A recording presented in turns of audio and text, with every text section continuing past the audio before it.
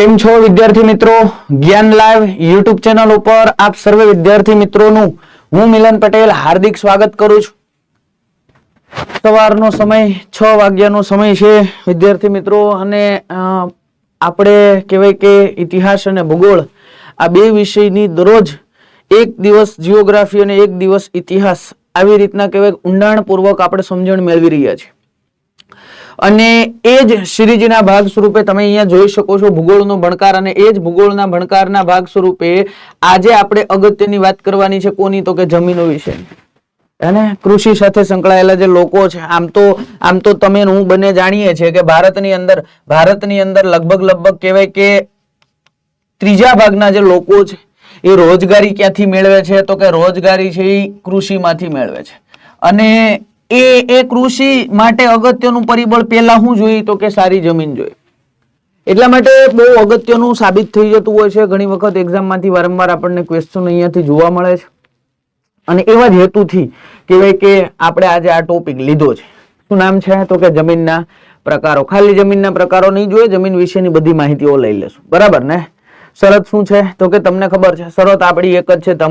તમારે શું લઈને બેસવાનું છે? તો કે સાહેબ તમારે નોટ અને તમારે પેન લઈને બેસવાનું છે. નોટ અને પેન લઈને બેસી રહેવાનું નથી ભાઈ. જે વસ્તુ અહીંયા લખાઈ છે બોર્ડ ઉપર એમને નોટ કરતી જવાનું છે, હે ને? પાછું રિવિઝન કરવું ને, બસ તો ત્યારે કામ લાગશે. ડન છે? આગળ વધીએ. ધીમે ધીમે શરૂઆત કરી દઈએ સાહેબ.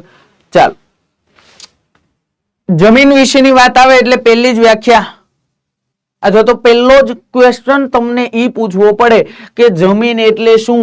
જમીન કહેવાય કોને? અને વિશેષમાં જમીનની વ્યાખ્યા કોને કહેવાય? જમીનની વ્યાખ્યા આપવી હોય શું અપાય? તો કે જમીનની વ્યાખ્યા આપવી હોય તો એવું ન કહેવાય પૃથ્વીનો પોપડો ઉપરનો ભાગ છે ને જમીન કહેવાય. ન કહેવાય ભાઈ. એમાં પર્વતય આવી જાય, એમાં પર્વતય આવી જાય, એમાં ઉચ્ચ પ્રદેશય આવી જાય, એમાં ખીણય આવી જાય, એમાં નદી નાળા આવી જાય, તો એ બધાને જમીન ન કહેવાય. પૃથ્વીના પોપડાને જમીન ન કહેવાય. પૃથ્વીની ઉપલી સપાટીનો એવો ભાગ કે જ્યાં વનસ્પતિને ઉગી નીકળવા માટેના તમામ ખનિજ દ્રવ્યો એટલે કે પોષક દ્રવ્યો સાથે સાથે વનસ્પતિ અને પ્રાણીજન્ય જે સેન્દ્રિય પદાર્થ છે એમની હાજરી હોય એવા ફળદ્રુપ પટ્ટાને આપણે જમીન તરીકે ઓળખીએ છીએ, હે ને? ફળદ્રુપ ન હોય તેનું કામ શું ભાઈ? એનું કાંઈ કામ નહીં. તો અહીંયા વ્યાખ્યા જ્યારે તમે લખતા હોય ત્યારે તમારે યાદ રાખવાનું. શું યાદ રાખવાનું? તો કે ભાઈ પૃથ્વી સપાટીનો એવો ભાગ કે જ્યાં વનસ્પતિને ઉગી નીકળવા માટેના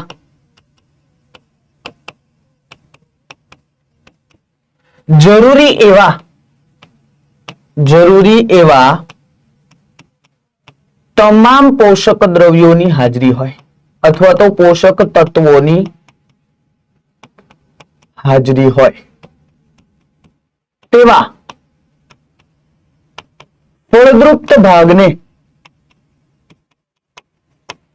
જમીન કહેવાય છે. બેઠે મગજમાં? હા સાહેબ, તમને એવું થાય કે આ લખાવો શું કામે?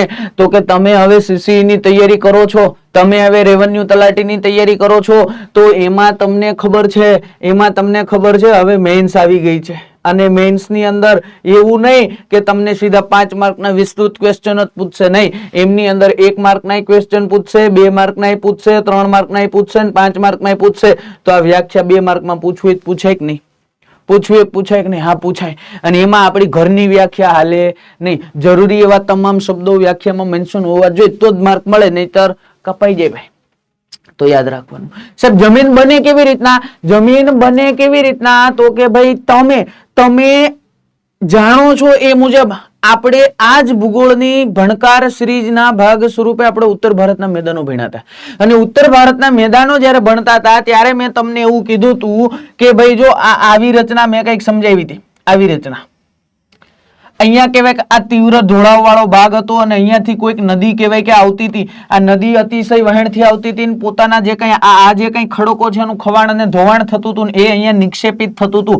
અને એ નિક્ષેપિત જે થતું હતું એ મેદાની પ્રદેશ, જે ફળદ્રુપ મેદાની પ્રદેશ હતો જેમાં આપણે ખેતી કરતા હતા, કૃષિ કરતા હતા.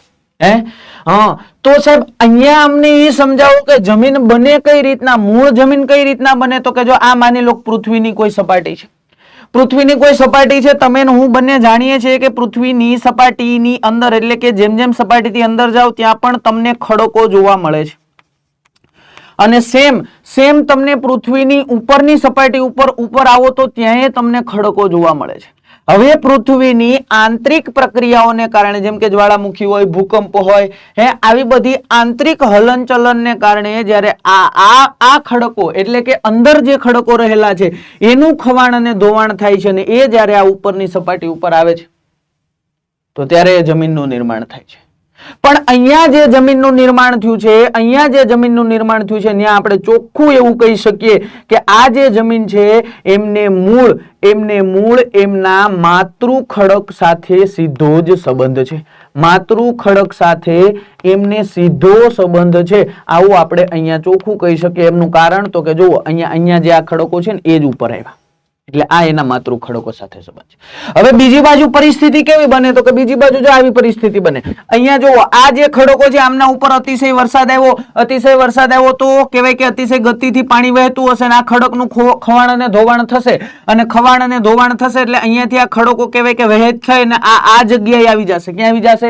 આ જગ્યાએ આવી જશે. એટલે અહીંયા જે કંઈ ચૂર્ણ, અહીંયા જે કંઈ કહેવાય કે ફળદ્રુપ કચરો, અહીંયા જે કંઈ પથરાણો છે એમને એમના માતૃ ખડક સાથે કશોય સંબંધ નથી. એટલે આવી રીતના જે જમીનનું નિર્માણ થયું એમને આપણે શું કહી શકીએ? તો કે અહીંયા તમે લખી શકો કે આવી જમીનને, આવી ફળદ્રુપ જમીનને એમના મૂળ માતૃ ખડક સાથે કશોય સંબંધ નથી, માતૃ ખડક સાથે કશોય સંબંધ છે નહીં. તો આ વસ્તુની યાદ રાખવાની. બે રીતના આવી રીતના ક્યાંક ને ક્યાંક જમીન આપણને બનતી જોવા મળે. સાહેબ ઈ તો ઠીક, આ તો બનવાની પ્રક્રિયા તમે કીધી, પણ અમારે તો એ જાણવું છે કે જમીન બને કેટલા ઘટકોથી. તો જો જમીન કેટલા ઘટકોથી બને ઈ તમને અહીંયા જણાવી દો. આપણે અહીંયા જોઈએ, ક્યાં જોઈએ? અહીંયા જોઈએ. જમીન મૂળ કેટલા ઘટકોથી બને એવું તમને પૂછાય, તમારે યાદ રાખવાનું. જમીનની અંદર રેગોલિથ, જો બધા શબ્દો લખજો, હું બધા સમજાવું છું. હ્યુમસ, પાણી અને ભેજ એટલે કે હવા. ભેજ તો ના કહી શકાય, હવા જ લખીએ એટલે વધારે સારું રહે.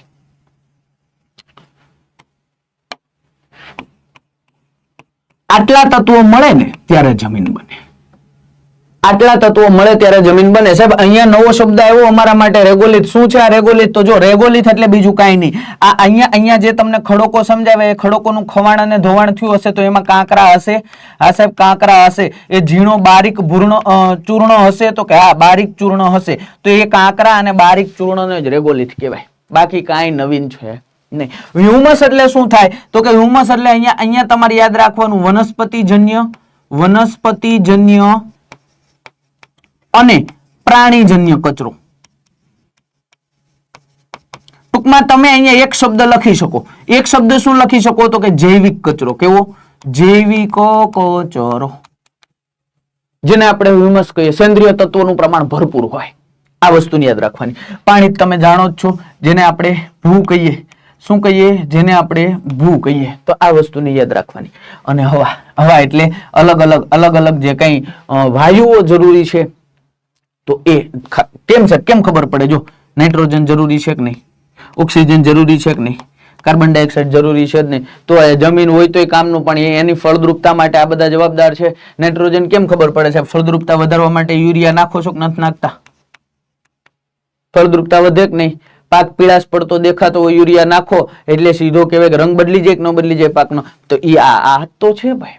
એટલા માટે ફળદ્રુપ જમીનના ઘટકોની અંદર તમને આટલું બંધારણના ભાગ સ્વરૂપે જોવા મળે. ડન છે અહીંયા સુધી? મગજની અંદર બેઠે છે. એક વખત વ્યવસ્થિત રીતે જોઈ લ્યો, પછી આપણે જમીનની વિસ્તૃત માહિતી માટે આગળ વધીએ છીએ.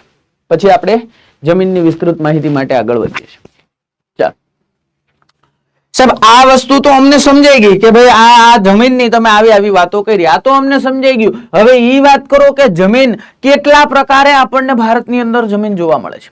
કેટલા પ્રકારે આપણને ભારતની અંદર જમીન જોવા મળે છે? તો ખાસ યાદ રાખજો આપણા ભારતની અંદર તમે આવો એટલે જમીન ક્ષેત્રે કૃષિ ક્ષેત્રે એક ડિપાર્ટમેન્ટ કામ કરે જેને આપણે કહીએ છીએ કૃષિ અનુસંધાન કેન્દ્ર. કૃષિ અનુસંધાન કેન્દ્ર મુખ્ય મથક પૂછે દિલ્હીમાં છે. નવી દિલ્હી લખો ચાલે હો, ચાલે. દિલ્હીમાં છે. ક્યાં છે? દિલ્હીની અંદર છે. સાહેબ આ જે કૃષિ અનુસંધાન કેન્દ્ર છે એ કૃષિ અનુસંધાન કેન્દ્ર દ્વારા ભારતની જે જમીન છે એ ભારતની જમીનને કુલ 8 ભાગની અંદર વહેંચવામાં આવી છે. કેટલા ભાગની અંદર? 8 ભાગની અંદર વહેંચવામાં આવી છે. પણ આ 8 ભાગ કેવા છે? તો કે મુખ્ય ભાગ છે. કેવા? મુખ્ય ભાગ છે. પણ તમને એવું એ પૂછાય કે આ જ કૃષિ અનુસંધાન દ્વારા ભારતની ટોટલ જમીનને કેટલા ગૌણ ભાગની અંદર વહેંચવામાં આવેલી છે? તો તમારે લખવાનું ટોટલ 27 જેટલા ગૌણ ભાગની અંદર વહેંચવામાં આવી છે. ડન. મગજની અંદર બેઠે. પણ અહીંયા એક કન્ફ્યુઝન પોઈન્ટ યાદ રાખજો. આ જ કૃષિ અનુસંધાન કેન્દ્ર દ્વારા ગુજરાતની જમીનને કેટલા ભાગની અંદર વહેંચવામાં આવી છે? તો કે એમને 7 ભાગની અંદર વહેંચવામાં આવી છે. કેટલા? 7 મુખ્ય ભાગની અંદર વહેંચવામાં આવેલી છે. તો આ વસ્તુ પણ ભૂલાવી જોઈએ નહીં. પણ સાહેબ અમને તો એ ભાગે જાણવાની ઈચ્છા થાય, 100% થાવી જ જોઈએ. તો જો અહીંયા તમને 8 ભાગ જણાવી દો. પેલો, બીજો, ત્રીજો, ચોથો, પાંચમો, છઠ્ઠો, સાતમો અને 8. કેવા ભાગ છે? તો કે ભાઈ નદીઓ દ્વારા બનતી જમીન એટલે કાંપની જમીન. કેવી? કાંપની જમીન. બધી જમીનોને આપણે વિસ્તૃત ડિટેલની અંદર ભણવાના છીએ એટલે ઉપાધિ કરતા નહીં. કાંપની જમીન આપણને જોવા મળે છે કેવી? રાતી અથવા તો એને આપણે પીળી જમીન પણ કહીએ. તો રાતી જમીન અથવા તો પીળી જમીન. આપણને જોવા મળે છે કાળી જમીન. આપણને જોવા મળે છે પડખાવ જમીન. આપણને જોવા મળે છે રેતાળ જમીન. કેવી? રેતાળ જમીન અથવા તો એને બીજું નામ આપણે કહીએ છીએ મરુસ્થલીય ભૂમિ. કેવી? મરુસ્થલીય ભૂમિ. આ વસ્તુને યાદ રાખવાની. પછી આપણને જોવા મળે છે કેવી? તો કે પીટ પ્રકારની જમીન અથવા તો એને આપણે કહીએ છીએ દલદલીય પ્રકારની જમીન. પછી સાહેબ બીજી કોઈ? તો કે હા યાદ રાખવાનું આપણને જોવા મળે પર્વતીય જમીન અને આપણને જોવા મળે જંગલીય જમીન. તો આ 8 પ્રકાર તમે અહીંયા જુઓ છો. 8 પ્રકારને આ મુખ્ય ભાગની અંદર આપણે સમાવેશ કરીએ છીએ કે જે ભાગ કોણે પાડ્યા છે? તો કે કૃષિ અનુસંધાન કેન્દ્ર, હે ને, એગ્રીકલ્ચર ડિપાર્ટમેન્ટ. તો આ વસ્તુને તમારે યાદ રાખવાની છે. એક પછી એક દરેક ભાગને આપણે ડિટેલમાં ભણવાના છીએ. બેસે મગજમાં? ચાલો શરૂઆત કરી દે. સૌપ્રથમ કોની વાત કરશું? તો સૌપ્રથમ લખી હોય એની જ વાત કરાય. પછી આમની વાત કરાય. જો આ ક્રમમાં જ લખી છે એનું કારણ છે કાંપની જમીન આપણને સૌથી વધારે જોવા મળે, ત્યાર પછી રાતી જમીન, ત્યાર પછી કાળી જમીન, ત્યાર પછી પડખાવ જમીન, ત્યાર પછી રેતાળ જમીન, ત્યાર પછી પીટ દલદલીય પ્રકારની જમીન, પર્વતીય જમીન અને જંગલીય જમીન. એમાં સૌથી વધારે આપણને કાંપની જમીન જોવા મળે. આગળ બધી વસ્તુને લખાવીશ. બરાબર છે? ચાલો આગળ વધીએ. અહીંયા સૌ પ્રથમ પેલી જમીનનો પ્રકાર કે જેને આપણે કહેશું કાંપની જમીન. કયા ભાગની અંદર આપણને જોવા મળે એવું પૂછાય તો અહીંયા હું તમને નકશો દોર દઉં છું. નકશો વ્યવસ્થિત રીતે દોરાય છે, તમને ખબર છે? તો જો આ રહ્યો આખો નકશો. ઉપરનો ભાગ થોડુંક ચલાવી લેજો. થોડુંક આમ તેમ થાય તો જરીક ચલાવી લેજો. જો આ રહ્યું આખું ભારત. આ ભારતની અંદર તમે આવો એટલે કાંપની જમીન આપણને સૌથી વધારે જોવા મળે. કાંપની જમીન આપણને સૌથી વધારે જોવા મળે. કેટલી જોવા મળે? તો કે કુલ જમીનની 43.4% જમીન કેવી છે? તો કે 43.4% જમીન આપણને કાંપની જમીન જોવા મળે. કેવી રીતના બને છે આ કાંપની જમીન એવો તમને પ્રશ્ન પૂછાય, તમારે સીધું જ લખી નાખવાનું છે. આ નદીઓના કાંપથી બને. નદીઓના કાંપના નિક્ષેપણથી તૈયાર થાય. નિક્ષેપણ એટલે બીજું કઈ નહીં, હમણાં કહું છું.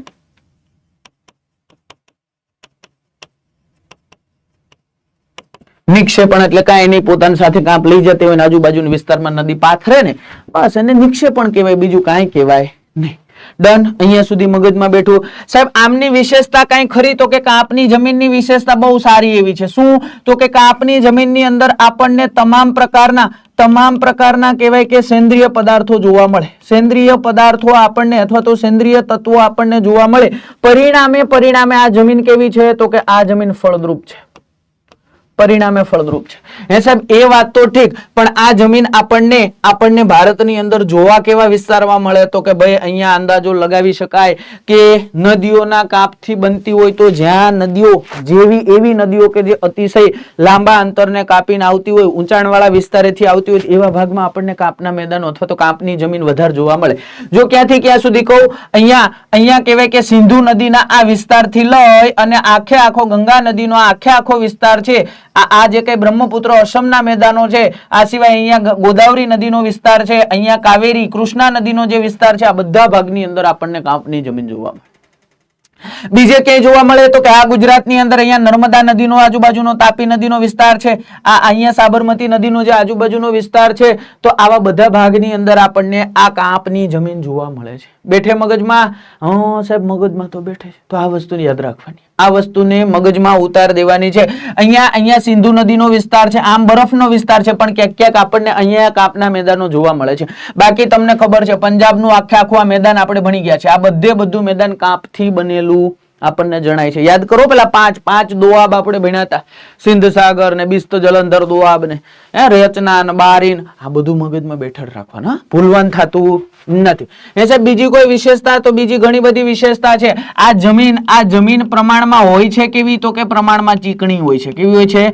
ચીકણી હોય છે. ઘણી જગ્યાએ આ જમીન તમને ઘેરા ભૂખરા રંગની પણ જોવા મળે છે. ઘેરા ભૂખરા રંગની પણ જોવા મળે છે. તત્વ અલગ તત્વોનું પ્રમાણ અલગ હોય, ક્યાંક ને ક્યાંક તમને જોવા મળતી હોય. સાહેબ બીજી કોઈ વિશેષતા? હા, આમની અંદર તમને નાઇટ્રોજન છે, સાથે તો કે હ્યુમસ છે, આ સિવાય તો કે ફોસ્ફરસ છે. આવા બધા તત્વો ની હાજરી તમને આવી જમીનની અંદર જણાય છે. તો આ વસ્તુને યાદ રાખવાની. ક્યાંથી ક્યાં સુધીના પટ્ટામાં આપણને વિસ્તૃત જોવા મળે છે? તો લખવાનું તમારે સિંધુ નદીથી બ્રહ્મપુત્ર નદી વચ્ચેના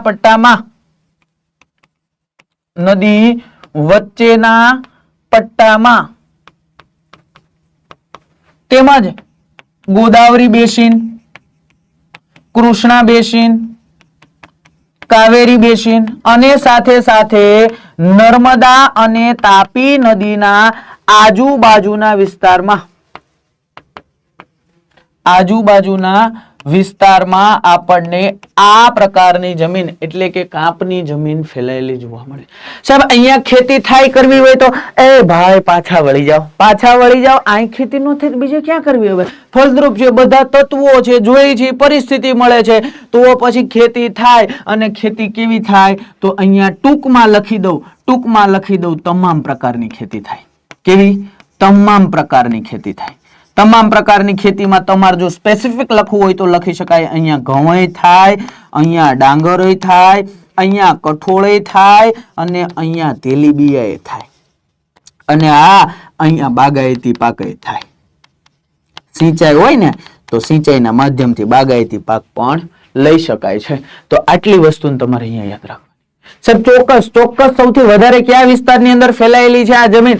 એવા રાજ્યો અમારે એક બે યાદ રાખવા હોય તો રાખી શકાય. જો આ ઉત્તર પ્રદેશની અંદર આવી જમીન જોવા મળે, અહીંયા હરિયાણા છે, પંજાબ છે, આ વિસ્તારની અંદર આવી જમીન જોવા મળે આપણને. અહીંયા તમે આવો એટલે આ ઓડિશા અને આંધ્રપ્રદેશનો જોડતો ભાગ છે, અહીંયા આપણને આવી જમીન જોવા મળે. અહીંયા દક્ષિણ ગુજરાતનો જે ભાગ છે તો ત્યાં આપણને આવી કાપની જમીન જોવા મળે. તો આ વસ્તુને યાદ રાખવાની. અહીંયા તમિલનાડુનો ભાગ હોય, આ નદીઓનો આજુબાજુનો જે વિસ્તાર છે તો ત્યાં બધે તમને આવી જમીન જોવા મળે. પણ યાદ રાખજો તમને એવો ક્વેશ્ચન પૂછાય ને ભારતમાં સૌથી વધુ કયા પ્રકારની જમીન જોવા મળે? તો સૌથી વધુ આ પ્રકારની. સૌથી વધુ કેવી? સૌથી વધુ.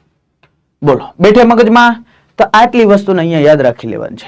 એકદમ મગજમાં બેઠી ગયા પછી આપણે કઈ જમીન બાજુ જાશું? તો કે અહીંયા તમે જુઓ કાપની જમીન સાહેબ થઈ ગઈ ડન થઈ ગયા. પછી રાતી અને પીળી જમીનમાં જવાય? આ જવાય. તો આવી ગઈ રાતી અને પીળી જમીન. તો અહીંયા આપણે શું વસ્તુને યાદ રાખશું? તો કે ભાઈ નકશો થોડોક સાહેબ અમને દર્શાવી દો. જેવો તેવો પણ દર્શાવી દો. તો જો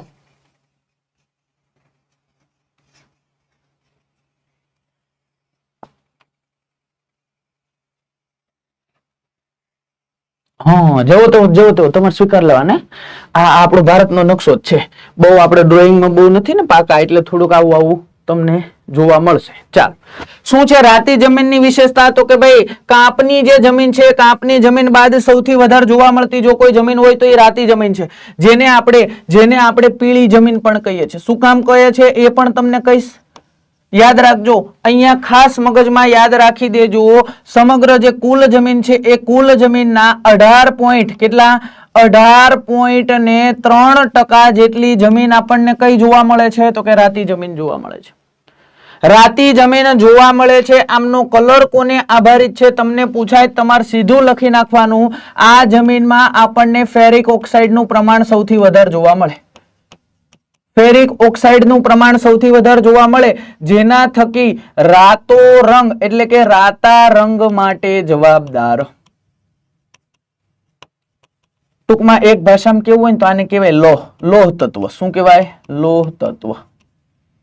તો આ વસ્તુને યાદ રાખવાની. સાહેબ ક્યાંથી ક્યાં પટ્ટાની અંદર આપણને આ જમીન જોવા મળે? તો કે અહીંયા તમિલનાડુ થી લઈ, જો અહીંયા દર્શાવી દો, અહીંયા તમિલનાડુ થી લઈ અને ઉપર તમે જાઓ છો, ઉપર તમે જાઓ એટલે ક્યાં સુધી? તો કે બુંદેલખંડનો જે અહીંયા વિસ્તાર છે, આ બુંદેલખંડના વિસ્તાર સુધી, અને સાથે સાથે અહીંયા કહેવાય કે મધ્યપ્રદેશના આ વિસ્તારથી લઈ અને આ ભાગની અંદર થોડોક નીચે રાખજો ભાગને, આ ભાગની અંદર આપણને રાતી જમીન અથવા તો પીળી જમીન જોવા મળે છે. સાહેબ તમે એવું કીધું હતું કે હું હમણાં કહીશ કે આમને પીળી જમીન શું કામ કહેવાય, તો લખો અહીંયા આમને પીળી જમીન એટલા માટે કહેવાય છે કે ભાઈ ઉપરની સપાટી જે છે એ ઉપરની સપાટી કેવી હોય છે? તો કે રાતી હોય છે. પણ જેમ તમે નીચે જતા જાવ છો તો નીચે જતા આ જમીનનો રંગ કેવો થઈ જાય છે? તો કે સહેજ પીળાશ પડતો દેખાય છે. અને પીળાશ પડતો દેખાવાના કારણે આપણે આ જમીનને પીળી જમીન તરીકે પણ ઓળખીએ છીએ. અહીંયા ખાસ યાદ રાખજો, આ જમીનની અંદર આપણને નાઇટ્રોજન જોવા મળે, થોડો જોવા મળે, બહુ નહીં, એટલા બધા સેન્દ્રિય પદાર્થો જોવા મળે નહીં, પણ સૌથી વધારે આપણને કોણ જોવા મળે? તો કે સૌથી વધારે આપણને જોવા મળે ફેરિક ઓક્સાઇડ. કોણ જોવા મળે? Ferric oxide. સાહેબ ખેતી કરવી હોય થાય? આ થાય હો, ખેતી કરવી હોય તો થાય.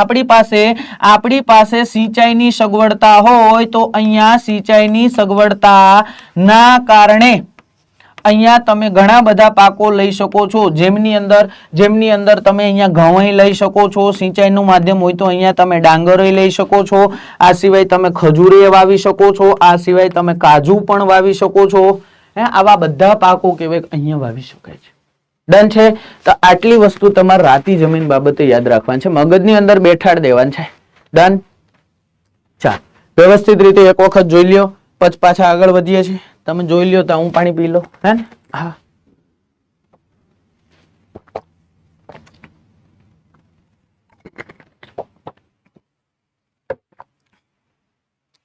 ચાલ, રાતી જમીન કમ્પ્લીટ થઈ. સાહેબ થઈ કમ્પ્લીટ. ત્યાર પછી કઈ જમીનની વાત કરાય? તો કે જો રાતી જમીન કમ્પ્લીટ અહીંયા થઈ ગઈ. કમ્પ્લીટ થાય એટલે હવે કાળી જમીનની વાત કરાય. કાળી જમીન આવી જાવ, હાલો આવી જાવ. કાળી જમીન શું છે સાહેબ આમની વિશેષતા? તો કે કાળી જમીન વિશેની વાત કરીએ તો આના પહેલા તો તમારે ઘણા બધા નામ યાદ રાખી લેવાના. ઘણા બધા નામ તમારે યાદ રાખી લેવાના. કેવા? તો કે આ જ જમીનને આપણે રેગુર પ્રકારની જમીન પણ કહીએ. આ જ જમીનને આપણે ચરનોઝમ જમીન પણ કહીએ. આ જ જમીનને આપણે કપાસની જમીન પણ કહીએ. કેવી? કપાસની જમીન. ઇંગ્લિશમાં કેવું હોય? Cotton soil. મને નથી આવડતું એટલું બધું, પણ તોય હું તમને જરાક કહી દઉં કે અહીંયા આપણે આમને કોટન સોઇલ તરીકે પણ ઓળખશું. ડન? આ જ જમીનને આપણે સ્વયં ખેડાણની જમીન પણ કહેશું. કેવી? સ્વયં ખેડાણની જમીન પણ કહેશું. તમને પૂછે કે ભાઈ કાળી જમીન જે છે એ કાળી જમીન મુખ્યત્વે બને કેવી રીતના?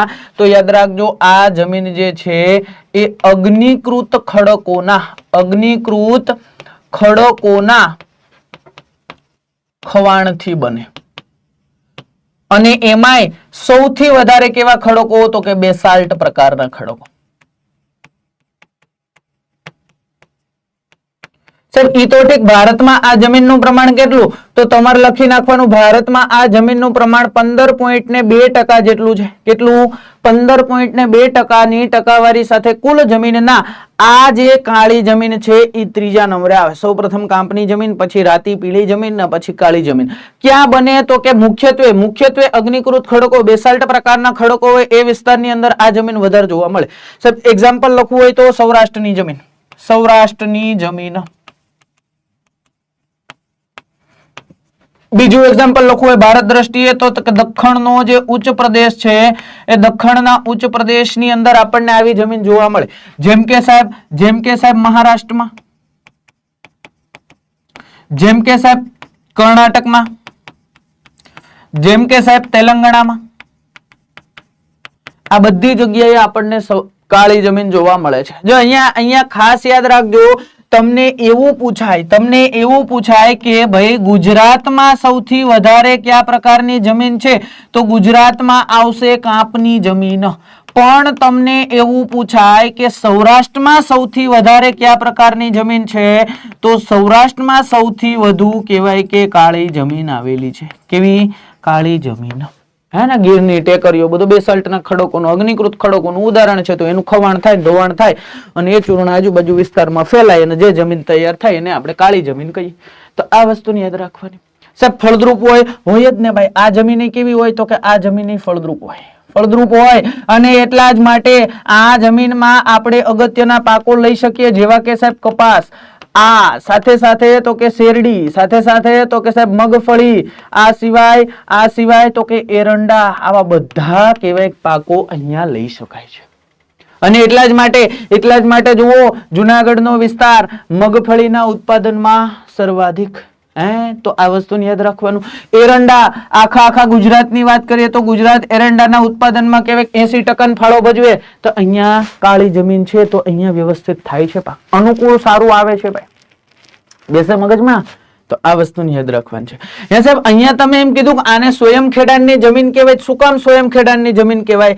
તો જો આ જમીન જ્યારે ભીની થાય ને, ભીની, ત્યારે આ કેવી બને ખબર? તો કે આ બને નરમ.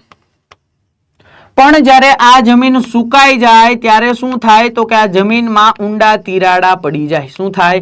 તિરાડા પડી જાય અને પરિણામે શું થાય ખબર? તો કે આ તિરાડાઓની અંદર સુધી છેક કહેવાય કે હવા પહોંચી શકે, ને હવા પહોંચે એટલે હવામાં નાઇટ્રોજન હોય, CO2 હોય, ઓક્સિજન હોય અને બીજા જરૂરી તત્વો પણ હોય. પરિણામે શું થાય? તો કે આ જમીનને વધારે વખત ખેડાણ કરવું પડતું નથી, જાતે જ ખેડાણ થઈ જાય છે. આપણે ખેતી ખેડવાનું કારણ શું હોય? તો કે જે કઈ તત્વોની જરૂર છે એ કહેવાય નીચેની સપાટી સુધી પહોંચે, જેના થકી આપણે પાક વાવીએ તો એમને વ્યવસ્થિત રીતે મળી રહે. પણ આ જમીનમાં કુદરતી રીતે એમની જ રીતે આવું થાય છે, એમના ગુણધર્મોના કારણે થાય છે. માટે આપણે આને કેવી જમીન કહીએ છીએ? તો કે સ્વયં ખેડાણની જમીન તરીકે ઓળખીએ છીએ. બેઠે મગજમાં? તો આ વસ્તુને બસ મગજમાં ઉતાર દેવાનું છે, યાદ રાખવાનું છે. આવું તો પૂછાય છે, હે ને. ઘણી વખત એક્ઝામમાં કન્ફ્યુઝન કરાવે છે. જો હજી તમને નોટ કરીને લખવું હોય તો લખાવી દો. કન્ફ્યુઝ કેવું કરાવે છે ખબર છે? ક્વેશ્ચન એવો પૂછે કે ગુજરાતમાં સૌથી વધારે કયા પ્રકારની જમીન જોવા મળે, તો એ બધા વિદ્યાર્થી મિત્રોને કાંપની જ લખવાનું છે.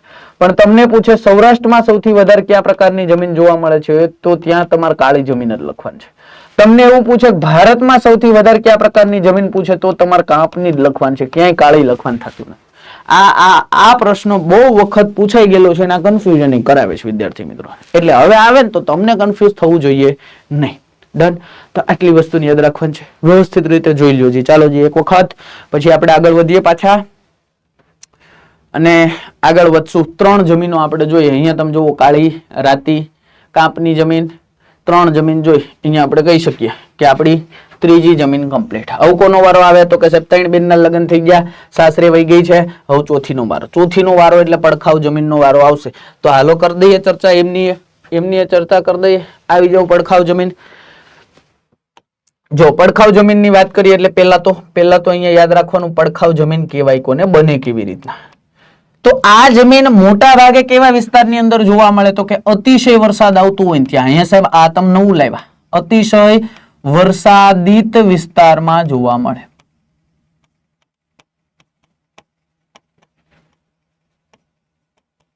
આ નવું લાવ્યા હો સાહેબ, તમે નવું નથી લાવ્યું ભાઈ. જો પડખાવનો મતલબ જ એક થાય કે આ છૂટું પાડો ને તો આવું લખી શકાય, પડ પ્લસ ખાવ. પડ એટલે ઉપરની જમીનનું જે ફળદ્રુપ પડ છે, ફળદ્રુપ જે પડ છે એ અતિશય વરસાદના કારણે ધોવાઈ જાય એટલે કે એનું ખવાણ થઈ જાય, ખવાઈ જાય. શું થાય? ખવાઈ જાય. અતિશય વરસાદના કારણે ફળદ્રુપ જમીનનું ઉપરનું પડ ખવાઈ જાય અને બાકીનું જે પડ વધે ને એને આપણે પડખાવ જમીન કહીએ. કેવી જમીન કહીએ? પડખાવ જમીન કહીએ. એનો મતલબ એવો કે આ જમીનમાં ફળદ્રુપતા હોય નહીં. ફળદ્રુપતા ના હોય કેમ ખબર પડે? એ ભાઈ આ ઘડીક તો ફળદ્રુપ પડને આપણે ધોઈ નાખ્યું અને પછી તો આપણે એને કીધી જમીન કે જે પડખાવ જમીન ઓળખે, તો પછી આ ફળદ્રુપ ક્યાંથી હોય? ના હોય ભાઈ. આમને આપણે ક્યાં નામથી ઓળખીએ છીએ? તો કે આમને આપણે લેટેરાઇટ જમીન તરીકે પણ ઓળખીએ છીએ. લેટિન ભાષાનો શબ્દ છે લેટર. આ તમે જે પેલો લેટર કહો છો ને, આ એ લેટર નહીં. લેટર એટલે પછી એ થાય, અને એક લેટર એટલે પેલો ઓલો આવે ને સરસ મજાનું આવું બોક્સ હોય. કેવું? જો આવું બોક્સ હોય, આવું બોક્સ હોય. અને અહીંયા કહેવાય કે આ એક વસ્તુ દોરેલ હોય, જો તમે જોઈ શકો હે ને, સિમ્બોલ રાખ્યો હોય. જાઓ સિમ્બોલ રાખ્યો હોય અને એમાં પાછા સિમ્બોલમાં ડિઝાઇનિંગ કરી હોય, ડિઝાઇનિંગ કરી હોય. એ છે લાલ રંગ તો અમારે રાખવો પડે ને, એના વગર તો પ્રતીક ક્યાંથી બને? એના વગર તો પ્રતીક આ ઈ લેટર ની વાત નથી થતી. એટલે પાછા વળી જાજો જે વિદ્યાર્થી મિત્રો સમજાય ને, પાછું વળી જવાનું, ત્યાં નથી પૂગવાનું. કેમ? તો કે આપણા માટે અત્યારે શું મહત્વનું છે? તો કે અત્યારે આપણા માટે મહત્વની છે એક જ વસ્તુ, જેને આપણે કહીએ છીએ સરકારી નોકરી. શું કહીએ છીએ? સરકારી નોકરી. તો આ વસ્તુને યાદ રાખીને આ મગજમાં બેઠાડી દેવાનું. આ છે ને તો આ મળીએ, નહીતર કાંઈ ભેગું થવાનું છે નહીં. એટલે થોડુંક જાણજો, બરાબર છે? અને એટલા જ માટે તમે અત્યારે 6 વાગ્યામાં ઉઠીને જુઓ છો આ લેક્ચર, તો હું એવું માની લઉં કે તમે પૂરેપૂરા ડેડિકેશનથી જ જુઓ છો. એમાં પોતાની જાતને હવે છેતરતા નહીં પાછા. ચાલો, તો આ ફળદ્રુપતા આમાં આપણને જણાતી નથી. લેટેરાઇટ જમીન આપણે શું કામ કહીએ છીએ? તો કે લેટિન ભાષામાં લેટરનો શબ્દ થાય છે ઈંટ. શું થાય છે? ઈંટ. હવે અહીંયા ખાસ યાદ રાખજો, આ શબ્દને અહીંયા જોડવાનું કારણ શું? તો કે ઉપરનું ફળદ્રુપ પડ ખવાઈ ગયા પછી વધતી જે જમીન છે એ સખત જમીન હોય છે. કેવી હોય છે? સખત એટલે કે કઠણ બહુ હોય છે. અને એ જે માટી છે એનો ઉપયોગ ક્યાં કરે છે લોકો? તો કે એમનો ઉપયોગ કરે છે ઈંટો બનાવવામાં. ક્યાં કરે છે? ઈંટો બનાવવામાં. અને એ ઈંટોને પછી ક્યાં વાપરવામાં આવે છે? તો કે સાહેબ બાંધકામમાં વાપરવામાં આવે છે. અને એટલા જ માટે આપણે આને લેટેરાઇટ જમીન તરીકે પણ ઓળખીએ છીએ. બેઠે મગજમાં બેઠી ગયું? આને લેટેરાઇટ કહેવાનું કારણ શું? જો આમાં તમને બે પ્રકાર જોવા મળે. આ પડખાવ જમીનમાં એક તો જોવા મળે લેટોસોલ પ્રકારની જમીન, અને બીજું જોવા મળે જેને કહેવાય પેડોસોલ, અથવા તો ઘણી જગ્યાએ પેડોઝોલ લખેલ છે, ઘણી જગ્યાએ પેડોસોલ પણ લખેલ છે. બંને એક જ છે. શું છે મહત્વ? તો કે લેટોસોલ પ્રકારની જે જમીન હોય ને એમાં કહેવાય કે એલ્યુમિનિયમનું પ્રમાણ વધારે હોય. શેનું? એલ્યુમિનિયમનું પ્રમાણ વધારે હોય. જ્યારે પેડોસોલ પ્રકારની જમીનની અંદર કોનું પ્રમાણ વધારે હોય છે? તો કે એમાં સિલિકાનું પ્રમાણ વધારે હોય છે. કોનું? સિલિકાનું પ્રમાણ વધારે હોય છે. તો આ બે પ્રકારને યાદ રાખી લેવાના. પૂછાઈ જાય સીધું જ આ બે પ્રકાર કઈ જમીનને સાથે સંકળાયેલા છે? તો તમારે સીધું જ કહી દેવાનું પડખાવ જમીન. સાહેબ ખેતી કરવી હોય થાય એ ભાઈ આ અહીંયા જરીક આવી જતું ફળદ્રુપ નથી એટલે ખેતી ન થાય. પણ જો ધરાર કરવી છે તારે કરવી જ છે, બીજો કોઈ રસ્તો જ નથી ને, તો પછી એમાં આપણે શું નાખવું પડશે? તો કે એમાં આપણે સેન્દ્રિય તત્વો ઉમેરવા પડશે, તો ખેતી થાય. નહીતર કરાય નહીં, નહીતર અહીંયા ખેડૂત નુકસાનીમાં જાય.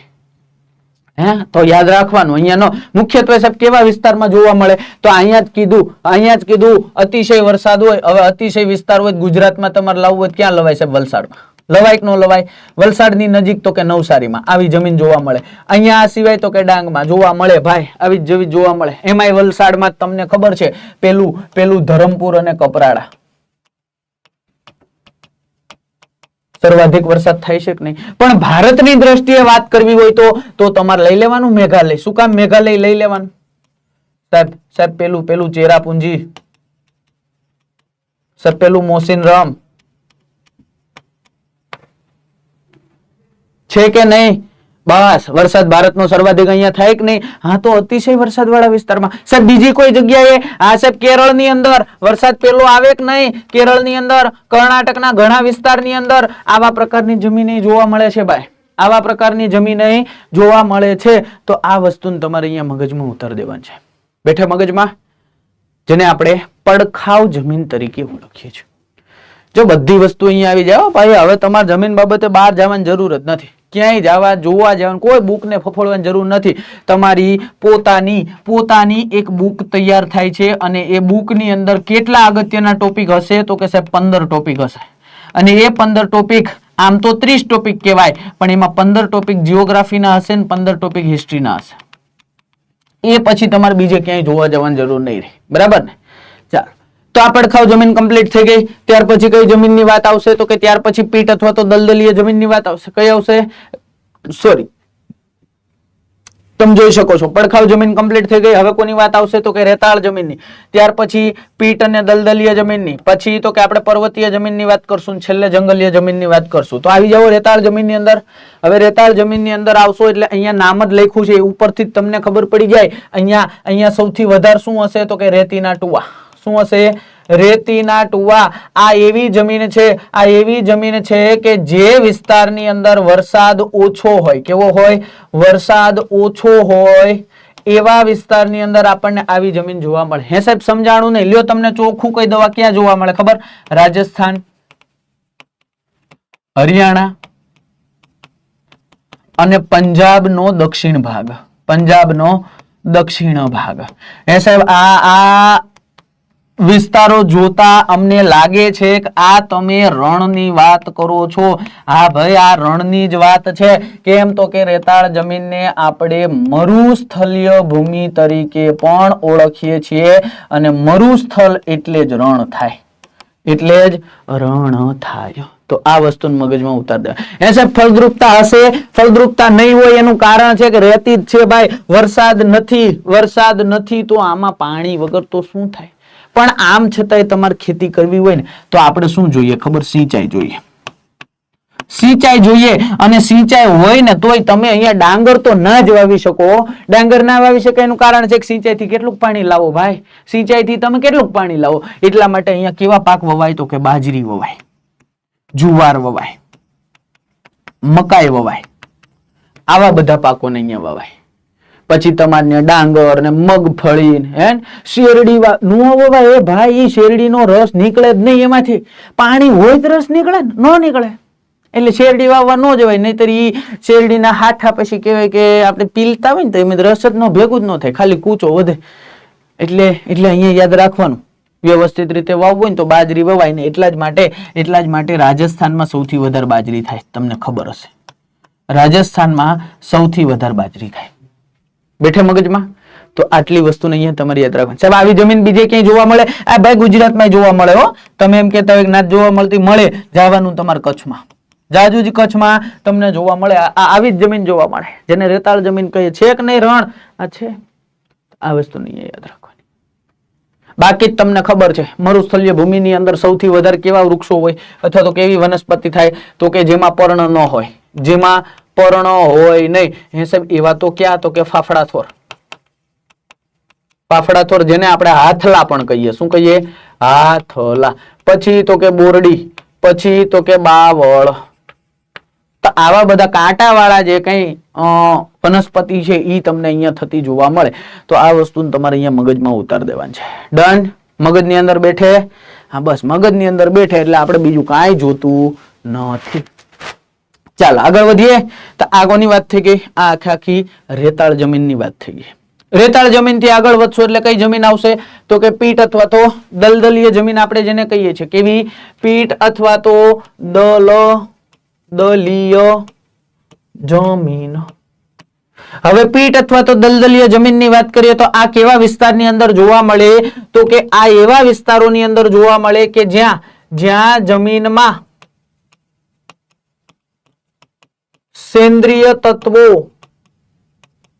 નું પ્રમાણ વધારે હોય અને સાથે પાણીની પૂરતી વ્યવસ્થા હોય, કેવી પૂરતી વ્યવસ્થા હોય એવા વિસ્તારની અંદર જે જમીન જોવા મળે એને ક્યાંક ને ક્યાંક આપણે પીટ અથવા તો દલદલીય પ્રકારની જમીન કહીએ. એક્ઝામ્પલ આપીને સમજાવું તો તમને આ ક્યાં જોવા મળે તો કે સુંદરવનનો જે ડેલ્ટા પ્રદેશ છે ને એ સુંદરવનના ડેલ્ટા પ્રદેશની અંદર આપણને આ જોવા મળે. આ જમીન હોય કેવી તો કે આ જમીન હોય છે કાદવ કીચડ વાળી. કેવી હોય છે? કાદવ કીચડ વાળી જમીન હોય છે ભાઈ. આ વસ્તુને યાદ રાખજો. અને એટલા જ માટે તો આપણે એને દલદલીય જમીન કીધી. સાહેબ ફળદ્રુપ હોય તો કે જુઓ અહીંયા જુઓ પાણીની પૂરતી વ્યવસ્થા સેન્દ્રિય તત્વો હોય તો ફળદ્રુપ તો હોવાની જ ને. ફળદ્રુપ હોય છે ભાઈ. આ જમીન ફળદ્રુપ હોય છે. અહીંયા કેવા કેવા પાકો લઈ શકાય છે તો કે ડાંગર અહીંયા લઈ શકાય છે, અહીંયા શેરડી લઈ શકાય છે, અને અહીંયા યાદ રાખજો ઘઉં લઈ શકાય છે, અને બીજા અગત્યના કઠોળો પણ આપણે અહીંયા વાવી શકીએ છીએ અને ઇવન સારું ઉત્પાદન પણ થાય છે. પાણીની વ્યવસ્થા હોય પૂરતી તો પછી છે. પણ અહીંયા ખાસ યાદ રાખજો આ પ્રકારની જે જમીન છે ને આ જમીન એ વરસાદી સિઝન હોય ને વરસાદી સિઝન ત્યારે આ વરસાદી ઋતુમાં આ જમીન છે એ પાણીમાં ડૂબેલી હોય. કેવી હોય? પાણીમાં આપણને ડૂબેલી જોવા મળે છે. પણ વરસાદી ઋતુ બાદ કહેવાય કે પાણીનું સ્તર નીચે આવે ને ત્યારે કહેવાય કે આ બધા પાકો આમાં લઈ શકાય. એટલે કે ચોમાસાની ઋતુમાં અહીંયા કાંઈ વાવી શકાય નહીં. મેં તમને ઉત્તર ભારતના મેદાનો ભણાવ્યા ત્યારે ભણાવ્યા હતા એક ક્ષેત્ર, એક મેદાનો જેને આપણે કહેતા હતા તરાઈના મેદાનો. યાદ કરો, તરાઈના મેદાનો કાદવ કીચડ વાળો વિસ્તાર હોય, જૈવ વિવિધતાનું પ્રમાણ વધારે હોય, જેને આપણે મેલેરિયા ઝોન તરીકે ઓળખતા હતા. તો એ પ્રકારમાં એ વિસ્તારમાં જે જમીન જોવા મળે એને આપણે પીટ જમીન જ કહીએ. કેવી જમીન કહીએ? પીટ જમીન કહીએ. અહીંયા મેં તમને લખાયું સુંદરવનના ડેલ્ટા પ્રદેશમાં જોવા મળે. આ સિવાય ગોદાવરી નદીનો જે ડેલ્ટા પ્રદેશ છે તો ત્યાંય આપણને આ જમીન જોવા મળે. આ સિવાય કૃષ્ણા અને કાવેરી નદી જે છે એ કૃષ્ણા અને કાવેરી નદીનો જે ડેલ્ટા પ્રદેશ છે તો ત્યાંય આપણને આ પ્રકારની જમીન જોવા મળે છે. બેઠે મગજમાં? તો આટલી વસ્તુને પીટ અથવા તો દલદલીય પ્રકારની જે જમીન છે એના સંદર્ભે તમારે યાદ રાખવું પડે જ. બેઠે મગજમાં? વ્યવસ્થિત રીતે એક વખત જોઈ લ્યો. ચાલો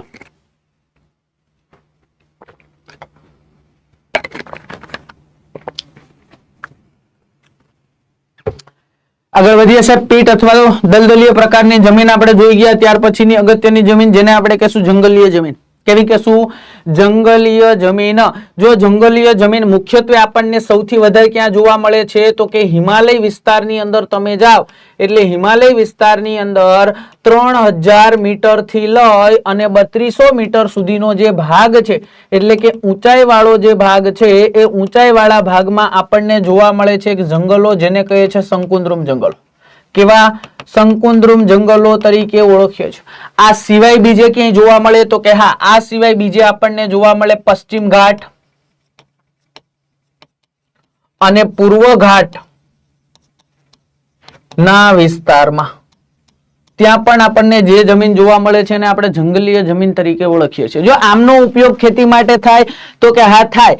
આમનો ઉપયોગ શું કામ કરી શકાય તો કે આ ફળદ્રુપ હોય. સાહેબ કેમ ખબર પડે ફળદ્રુપ હોય? એ ભલા માણસ આ જંગલ છે, અહીંયા વૃક્ષો બધા આવેલા છે તો વૃક્ષોના પાંદડા અહીંયા ખરતા હશે કે નહીં?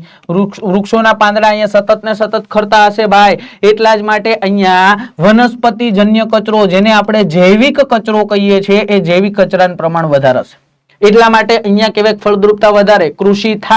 કૃષિ થાય પણ ખાસ યાદ રાખજો અહીંયા લોકો મોટે ભાગે કેવી કૃષિ કરે છે તો કે જો આ કોઈ જંગલ છે અને એમાં બધે વૃક્ષો વાવેલા છે. હવે અહીંયા લોકો શું કરે ખબર? લોકો એટલે આદિવાસી લોકો હોય અથવા તો બીજા લોકો હોય કે જેમને કૃષિ બાબતે બહુ એવો બધો આઈડિયા ના હોય એ શું કરે ખબર? આ જે જંગલ છે ને આ જંગલ આટલા વિસ્તારને કાપી નાખે. કાપીને શું કરે તો કે કાપીને એમને સળગાવી દે. શું કરે? સળગાવી દે.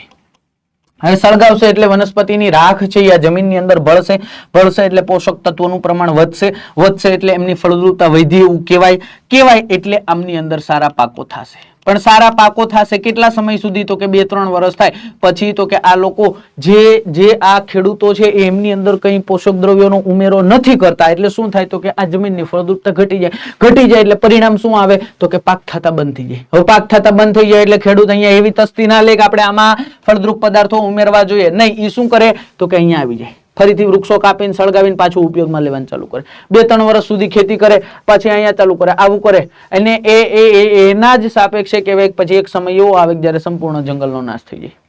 આવી ખેતીને કેવી ખેતી કહેવાય? કોઈ પૂછે કે જો એને સ્થળાંતરિત ખેતી કહેવાય. કેવી? સ્થળાંતરિત ખેતી કહેવાય. એને આપણે ઝૂમ ખેતી તરીકે પણ ઓળખીએ. કેવી ખેતી? ઝૂમ ખેતી તરીકે પણ ઓળખીએ.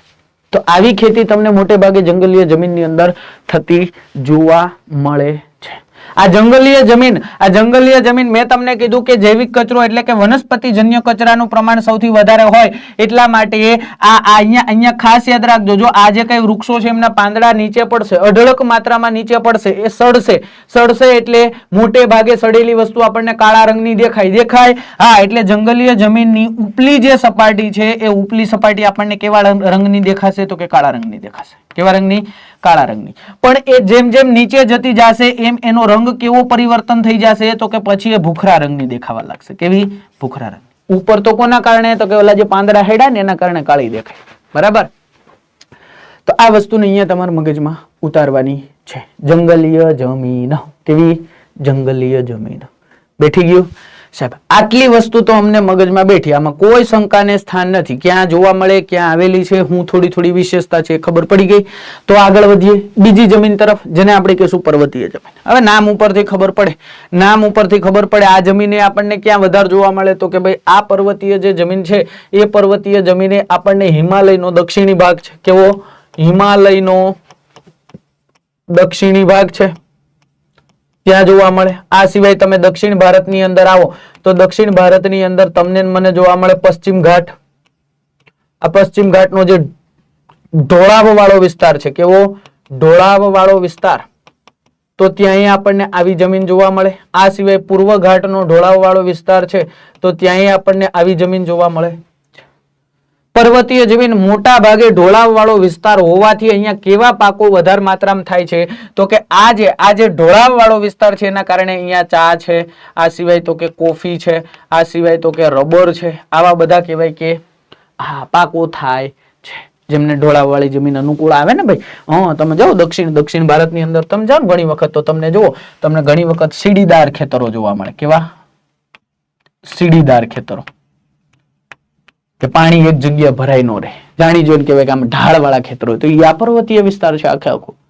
ખાસ યાદ રાખવાનું. આ સિવાય તમે જુઓ આ જે પ્રકારની જમીન છે અલ્પાઇન હોય, આલ્પાઇન જેવા વૃક્ષો અહીંયા થાય. આ સિવાય રોઝવુડ નામનું વૃક્ષ કહેવાય કે અહીંયા સારા એવા પ્રમાણમાં તમને જોવા મળે પર્વતીય જમીનની અંદર. તો આ વસ્તુને યાદ રાખવાની. ફળદ્રુપ હોય એટલી બધી સાહેબ બહુ ફળદ્રુપ ન હોય એટલા માટે જો તમારે આવા પાકો લેવા હોય તો અહીંયા પોષક તત્વો ઉમેરવા પડે. શું કરવું પડે? પોષક તત્વોનો ઉમેરો કરવો પડે છે. તો આ વસ્તુ પણ તમને યાદ હોવી જોઈએ. બેઠે મગજમાં એકદમ ડન છે. તો આ કેવી જમીન થઈ ગઈ? પર્વતીય જમીન થઈ ગઈ. ટૂંકમાં અહીંયા તમે 8 જમીન જોઈ લીધી ભાઈ. કેટલી? 8. જો આ પર્વતીય જમીન જોઈ, આ તમે જંગલીય જમીન જોઈ, આ તમે પીટ અથવા તો દલદલીય પ્રકારની જમીન જોઈ, રેતાળ અથવા તો મરુસ્થલીય જમીન જોઈ, ત્યાર પછી તો કે પડખાવ અથવા તો લેટેરાઇટ જમીન જોઈ, કાળી જમીન જોઈ, રાતી જમીન જોઈ અને કાંપની જમીન જોઈ. તો આ વસ્તુ અને સાથે સાથે અહીંયા તમે ડેટા થોડુંક યાદ રાખો. ડન છે? જમીન કેવી રીતના બને, મુખ્ય બંધારણ શું હોય, તો એમની પણ વાત કરી. સાહેબ આટલી વસ્તુઓ અમે ભણ્યા 45 મિનિટના સમયગાળામાં. આટલું કન્ટેન્ટ અમે ભણ્યા. હવે આપણી સિરીઝનો નિયમ છે એ મુજબ જ કે આખો ટોપિક વ્યવસ્થિત રીતે ભણ્યા પછી આપણે એમના ક્વેશ્ચન જોશું. અને કેટલા? તો કે 10 ક્વેશ્ચન જોશું. અને શરતી ક્વેશ્ચનમાં શું છે? તો કે શરત જો તમને અહીંયા કહી દઉં, આ રહ્યો તમારો ક્વેશ્ચન. હવે તમારે અહીંયા કેવી રીતના જવાબ આપવાનો છે? તો કે તમારે જો આવી રીતના જવાબ આપવાનો, પેલું કરીને એમની સામે એ આવતો હોય એ જવાબ દેવાનો, બી આવતો હોય બી, સી આવતો હોય સી અને ડી આવતો હોય તો ડી. જો હું અહીંયા તરત જવાબ આપી દઈશ, પણ તમારે જેવો ક્વેશ્ચન સામે આવે એટલે વિડીયોને શું કરી દેવાનું છે? પોઝ કરી દેવાનું છે. વિડીયોને પોઝ કરીને વ્યવસ્થિત રીતે વાંચીને 4 ઓપ્શન જોઈને યાદ કરીને પછી કોમેન્ટમાં એમનો જવાબ આપવાનો છે. જો આ મારા માટે નથી કેતો, આ તમારા માટે કહું છું. એનું કારણ છે કે તમે ભણાઈ તમને મગજમાં યાદ છે કે નહીં એમનો વિશ્વાસ તમને અહીંયાથી આવશે. 100% આવશે ભાઈ. એટલા માટે આ કામ કરવાનું છે. તમારી જાતને દગો ન દેતા વ્યવસ્થિત રીતે આત્મવિશ્વાસથી જવાબ દેજો. ખોટો પડે ને તો અહીંયા ચાલશે. કોઈ તમને ઘેર આવીને એમ નહીં કે ભાઈ આ વિડીયો તારો ક્વેશ્ચન નો જવાબ શું કામ ખોટો પડ્યો, કોઈ કે હે નહીં. પણ ન્યા ખોટો નહીં પડે જો અહીંયા ટ્રાય કરેલી હશે ને તો યાદ રાખજો. ચાલો, ક્વેશ્ચન શું છે? તો કે ભારતમાં સૌથી વધુ પ્રમાણમાં જોવા મળતી જમીન કઈ છે? તમને ખબર છે કઈ જમીન આવશે? તો કે આપણે ટકાવારીની દ્રષ્ટિએ કીધું હતું કાંપની જમીન. ચાલો, બીજો ક્વેશ્ચન, કઈ જમીન કપાસના પાક માટે સૌથી વધુ અનુકૂળ છે? મેં તમને ઇંગ્લિશ નામે કીધું હતું, મને નથી આવડતું ને ઇંગ્લિશ, તોય મેં ઇંગ્લિશ નામ કીધું હતું. Cotton soil.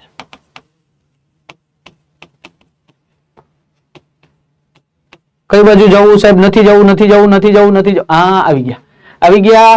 ચાલો, લેટેરાઇટ જમીન મુખ્યત્વે કયા વિસ્તારોમાં જોવા મળે છે? હિમાલયના પહાડી વિસ્તારોમાં, વધુ વરસાદવાળા વિસ્તારોમાં, રણ પ્રદેશોમાં કે ઓછા વિસ્તારોમાં? હવે લેટેરાઇટ જમીન, લેટર એટલે પછી પેલો લેટર આપણે આખો દોરીને સમજાવ્યું હતું તમને, તો કયા વિસ્તારમાં આવે? તો કે વધુ વરસાદવાળા વિસ્તારોમાં આવશે. ભારતમાં કુલ કેટલા પ્રકારની જમીન જોઈ શકાય છે? ભારતની અંદર કુલ 8 પ્રકારની જમીન. મુખ્ય ભાગ પૂછે તો 8 અને ગૌણ ભાગ પૂછે તો 27. ચાલો, કઈ જમીન ચા, કોફી અને કાજુની ખેતી માટે વધુ અનુકૂળ જણાય છે? ચાલો, શું જવાબ આવશે? તો કે પડખાવ જમીન. ચા, કોફી અને કાજુ મેં તમને લખાવ્યા હતા. ચા કોફી પર્વતીય જમીનમાં થાય હો, પણ અહીંયા ઉલ્લેખ તમારે ખાસ યાદ રાખવાનું, કાજુ કીધું છે. કાજુ જોડે આવી ગયું એટલે તમારો જવાબ ચોક્કસ આ થઈ જાય. કયો થઈ જાય? ચોક્કસ આ થઈ જાય. ખાસ યાદ રાખવાનું ભાઈ. નહીતર તમને બે જ કીધા હોય ચા કોફી, તમે પર્વતીય જમીન લખી શકો, પણ કાજુ આવ્યું એટલે પડખાવ કેવી પડે. ચાલો, કઈ જમીનમાં પોટેશિયમ, ફોસ્ફરસ અને ચૂનાનું પ્રમાણ હોય છે? તો સાહેબ એમાં તો અહીંયા લખી જ શકીએ, ફળદ્રુપ અતિશય જમીન હોય એમાં બધું હોય. ચાલો, દખણના પઠારના ઘણા ભાગોમાં કઈ જમીન મળી આવે છે? તો કે દખણનો ઉચ્ચ પ્રદેશ, મેં તમને કીધું હતું, એને અગ્નિકૃત ખડકોને બનેલો છે, તો એ કઈ આવશે? કાળી જમીન. જંગલની જમીન માં હ્યુમસનું પ્રમાણ કેવું હોય છે? તો કે સાહેબ હ્યુમસનું પ્રમાણ ખૂબ વધુ હોય છે. પાંદડા પડે ને સડે ને કાળો રંગ દેખાય, કીધું તું ને? હા, બસ તો યાદ રાખવાનું. ડન છે. કઈ જમીન સુકાયા પછી ફાટી જાય છે અને ભીંજાયા પછી ચીકણી બને છે? સાહેબ 100% કીધું તું કે નહીં? હા, સુકાઈ જાય એટલે ફાટી જાય, ઊંડી તિરાડો પડે, યાદ કરો. ભીંજાઈ જાય એટલે ચીકણી બનતી હતી, બસ મુલાયમ બનતી હતી, નરમ બનતી હતી, એવું મેં તમને લખાયું હતું. અહીંયા શું? તો કે કઈ જમીન ખરાબ નિતારણ શક્તિ અને ઉચ્ચ ક્ષાર તત્વો ધરાવે છે? ચાલો, તો અહીંયા શું જવાબ આવે? તો કે ખારી અને દલદલિયા ક્ષારની વાત આવી છે. ક્ષાર હોય તો આ જ હોય, એમાં ક્યાં પછી કઈ કદાચ ના ભીણા હોય તો ખબર પડી જાય. પડખાવ જમીનમાં ક્ષાર ક્યાંથી આવ્યો? હોય જ નહીં કાંઈ, આખું સખત થઈ ગયું હોય, ઈંટો બનાવી નાખીએ ભાઈ. લાલ જમીનમાં આપણે આવું કાંઈ કીધું નહોતું. રાતી જમીનમાં તો ફળદ્રુપ જમીન હતી ભાઈ.